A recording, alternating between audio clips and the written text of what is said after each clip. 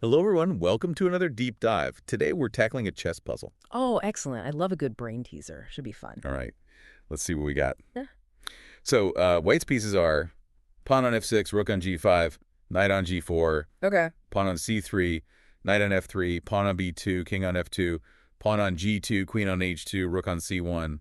Got all that. I'm following along. And for black. Okay, black has their rook on a8, rook on e8, king on g8, All right. bishop on h8, pawn on f7, pawn on h7, pawn on c6, queen on e6, pawn on g6, pawn on b5, knight on d5, knight on d5, and finally pawn on a2. Wow, that's a mouthful. Sounds like a pretty complex setup. Definitely. All right, so let's get this going. What jumps out at you right away? Well, I mean, just looking at the board, white's pieces are really set up aggressively, especially that rook on g5. Black's king side is looking kind of vulnerable. Yeah, I see what you mean. The pawn structure around black's king isn't great.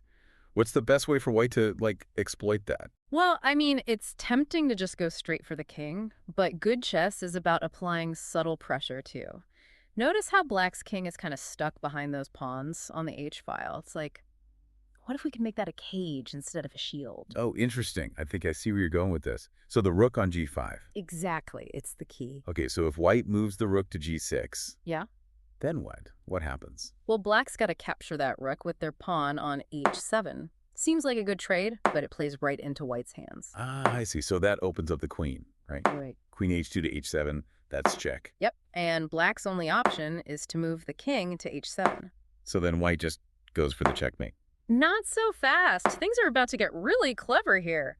White's going to hold off on that checkmate for a bit and build up their attack even more. Oh, this is exciting. Lay it on me. What's the next move? It's knight f3 to g5. It doesn't look like much, but it puts a ton of pressure on black. Ah, I see. Black's king has to move back to g8. And that's the trap, because now white can play knight g4 to h6. Oh, wow. And black has to move their king to f8. Exactly. It's all been leading up to this. The final move. It's knight g5 to h7. Checkmate.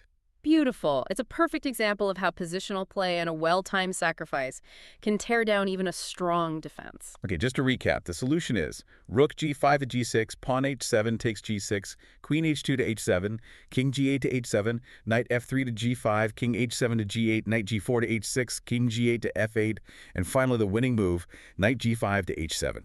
Checkmate. That's it. It's a classic chess puzzle. Really highlights the beauty of this game. Absolutely. Well, thank you for joining us for this deep dive. My pleasure. Always a good time talking chess. And to all our listeners, thanks for tuning in. We'll see you next time.